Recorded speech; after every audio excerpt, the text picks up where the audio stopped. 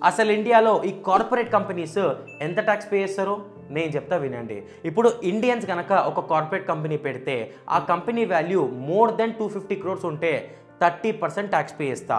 ఆ company value less than 250 crores ఉంటే 25% tax pay చేస్తా.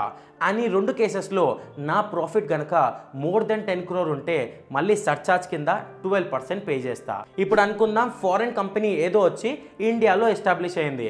ఫారెన్ కార్పొరేట్ కంపెనీ వాళ్ళు ట్యాక్స్ కింద 40% కార్పొరేట్ ట్యాక్స్ కడతారు.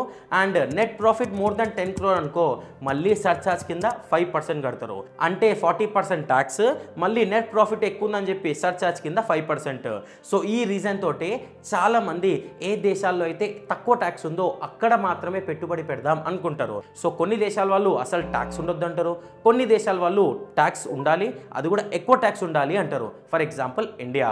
సో దీని గురించి మీ ఒపీనియన్ ఏంటి? కామెంట్ సెక్షన్లో కామెంట్ చేయండి.